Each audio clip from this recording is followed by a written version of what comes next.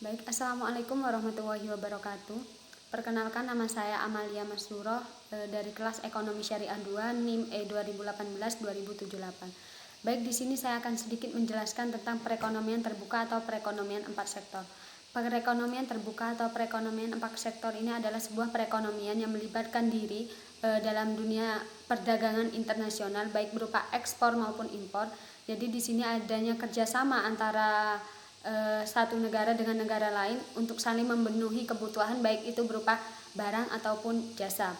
Perekonomian empat sektor ini disebut perekonomian empat sektor karena ada beberapa sektor yang terlibat. Yang pertama adalah sektor rumah tangga, yang kedua adalah sektor perusahaan, yang ketiga adalah sektor pemerintah, dan keempat adalah sektor asing. Saya akan melanjutkan yang selanjutnya, yaitu beberapa konsep yang harus kita pahami dalam perekonomian empat sektor ini. Yang pertama yaitu konsep agregat, yang kedua yaitu jumlah uang yang beredar di masyarakat, berarti ini ada kaitannya juga dengan ekonomi moneter. Yang ketiga yaitu tingkat barang atau jasa yang dibutuhkan oleh masyarakat. Dan juga selanjutnya ada beberapa komponen yang kita harus ketahui.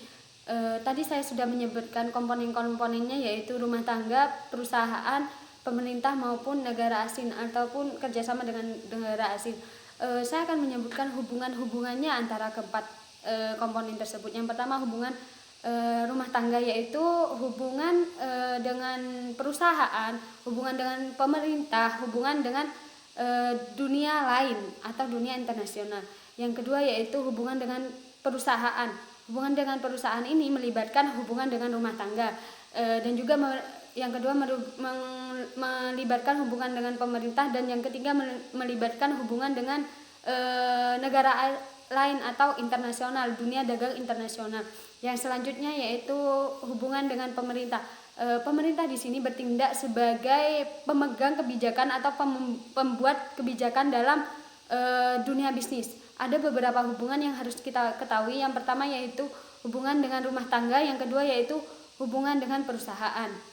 Dan selanjutnya sektor, yaitu sektor dengan negara asing, komponen dengan negara asing ini juga ada beberapa hubungan. Yang pertama dengan hubungan dengan rumah tangga, yang kedua yaitu hubungan perusahaan dengan perusahaan. Artinya apa? Ada kerjasama dengan perusahaan satu dengan perusahaan lain.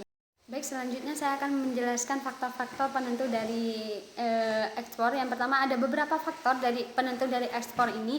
Yang pertama yaitu citra rasa masyarakat yang berbeda. Yang kedua yaitu mutu dan kualitas suatu barang. Yang ketiga yaitu permintaan akan suatu barang. Yang keempat yaitu barang itu spesial atau tidak. Dan yang kelima adalah kemajuan dari teknologi.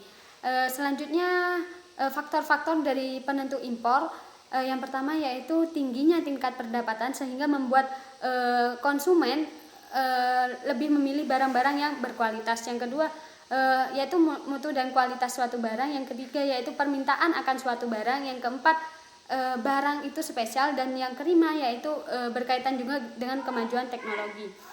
Selanjutnya perekonomian, bagaimana perekonomian empat sektor ini jika dikaitkan dengan perekonomian Islam.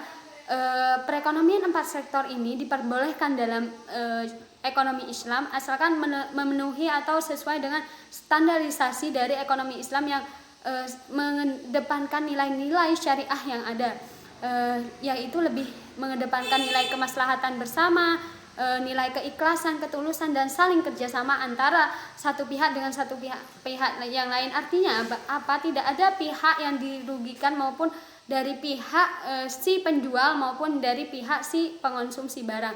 Jadi tidak ada kerugian yang didapatkan, kemaslahatan keduanya akan terjamin. Baik, selanjutnya saya akan mencoba menanggapi dari perekonomian empat sektor ini apakah relevan untuk diterapkan di Indonesia. Menurut saya relevan, karena apa? Karena kita ketahui sendiri bahwasannya kebutuhan akan barang atau jasa itu sangat banyak, sedangkan alat pemuasnya sangat sedikit. Salah satu cara untuk menyeimbangkan keduanya yaitu dengan mengadakan kerjasama dengan negara satu dengan negara lain untuk saling memenuhi kebutuhan, baik itu berupa barang atau jasa. Jadi selain ajang untuk silaturahmi antara negara satu dengan negara lain, juga ajang untuk memenuhi kebutuhan satu sama lain antara negara satu dengan negara lain. Mungkin cukup sekian tanggapan yang bisa saya berikan. Kurang lebihnya mohon maaf. Wassalamualaikum warahmatullahi wabarakatuh.